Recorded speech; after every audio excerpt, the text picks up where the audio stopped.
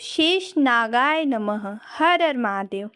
आप सभी श्रोताओं को नाग पंचमी पर्व की हार्दिक शुभकामनाएं। नाग पंचमी के पर्व पर अनंत, वासुकी, शेष, पद्म, कंबल, कारकोटक, अश्वतर, धृतराष्ट्र, शंखपाल और तक्षक आदि नागों का स्मरण किया जाता है। आइए नाग पंचमी व्रत की पूजा विधि और कथा का श्रवण करते हैं। प्रिय श्रोताओं, आज हम सावन मास के शुक्ल पक्ष की पंचमी पर श्रद्धा और भक्ति से परिपूर्ण होकर नाग पंचमी की कथा का श्रवण करने जा रहे हैं। आइए सुनते हैं तक्षक नाग की कहानी। प्राचीन समय की बात है। राजा परीक्षित बहुत ही प्रतापी राजा था। एक दिन राजा परीक्षित शिकार के लिए वन में गए। शिकार करते करते राजा परीक्षित को प्यास लगने लग गई, तो उन्होंने सब दूर देखा पर उन्हें कहीं भी जल नजर नहीं आया। राजा परीक्षित प्यास के मारे व्याकुल होने लगे। तभी उनकी नज़र एक ऋषि पर पड़ी जो कि तपस्या में लीन थे और मौन व्रत में अपनी तपस्या कर रहे थे। राजा परीक्षित उनके पास पहुँचे और उनसे जल के विषय में पूछा, लेकिन ऋषि ने अपनी तपस्या के चलते राजा परीक्षित के प्रश्न का उत्तर नहीं दिया।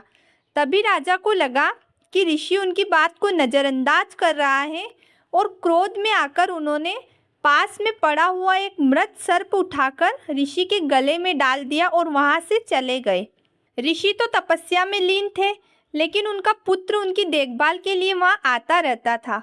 अगले दिन जब ऋषि का पुत्र उनके पास आया तो उसने देखा कि उसके पिता के गले में एक मरा हुआ सर्प पड़ा है। यह देख ऋषि श्रृंगी ने पता लगाया कि यह दुस्साहस किसने किया है, किसने ऋषि श्रृंगी के पिता की मौन तपस्या को भंग करने का दुस्साहस किया, और राजा परीक्षित को श्राप दिया कि अगले 7 दिनों के अंदर तक्षक नामक नाग के डसने से राजा परीक्षित की मृत्यु हो जाएगी। जब राजा परीक्षित को इस श्राप का पता चला तो उन्होंने अपने राजपाट छोड़कर गंगा के तट पर भगवान की भक्ति में समय बिताने का निश्चय किया। वहीं रहकर राजा परीक्षित ने महान ऋषि सुखदेव जी से भगवान श्री हरि की कथा भी सुनी। अब 7वां दिन आ गया। राजा परीक्षित डर के मारे अपने चारों तरफ कड़ी सुरक्षा में बैठ गए। ऐसी व्यवस्था की गई कि कोई भी सर्प क्या छोटा से छोटा जीव भी उन तक न पहुंच पाए। ऐसी मान्यता है कि वहां के ऋषियों के साथ कुछ फल राजा परीक्षित के पास भेजे गए थे और उन्हीं फलों में तक्षक नाग ने भी अपना रूप बदलकर राजा के पास जाने का रास्ता ढूंढ लिया। जब वह फल राजा परीक्षित के सामने पहुंचा तो उसमें से तक्षक नाग प्रकट हुआ और उसने राजा परीक्षित को डस लिया। तक्षक के विष के प्रभाव से राजा परीक्षित का शरीर अग्नि के समान जल उठा और उनकी मृत्यु हो गई। जब राजा परीक्षित के पुत्र राजा जन्मेजय को अपने पिता की मृत्यु का समाचार मिला तो वे अत्यंत क्रोधित हुए। उन्होंने सभी नागों का विनाश करने के लिए एक विशाल सर्प यज्ञ अर्थात नाग यज्ञ करवाने का निर्णय लिया। यह यज्ञ हस्तिनापुर में बने विशाल यज्ञ वेदी में हुआ। अपने पिता की मृत्यु की आग में क्रोधी राजा जन्मेजय ने एक नाग के कारण पूरे नाग वंश का ही विनाश करना चाहा। यज्ञ शुरू हुआ तो मंत्रों की शक्ति से एक एक करके नाग अग्निकुंड में गिरने लगे।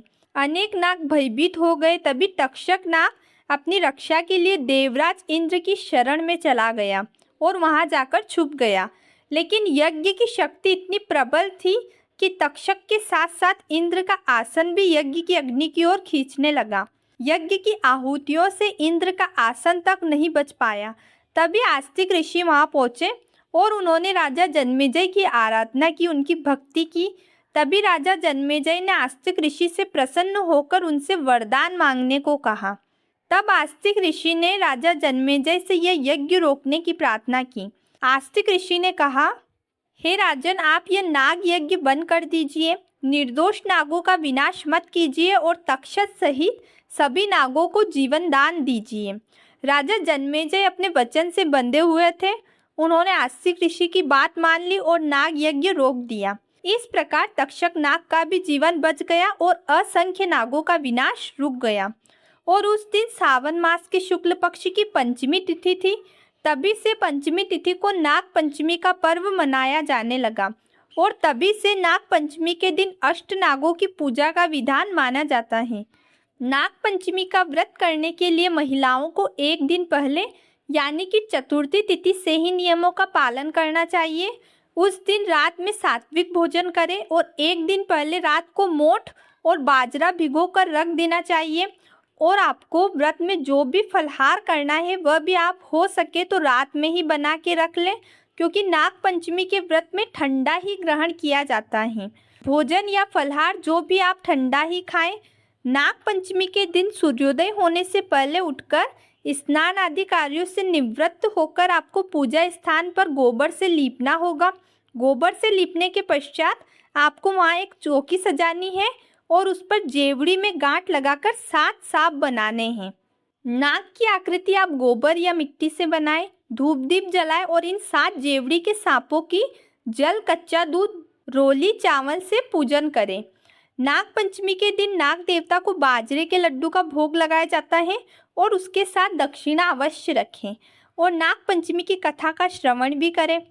कथा सुनकर आरती उतारें और भोग को प्रसाद रूप में अपने परिवारजनों को बांटें। अगर हो सके तो नागपंचमी की पूजा स्त्रियों को अपने मायके में ही करनी चाहिए, क्योंकि इसकी पौराणिक कथा भाई से जुड़ी हुई है। यह थी आज की जानकारी। आशा करती हूँ आपको पसंद आएगी।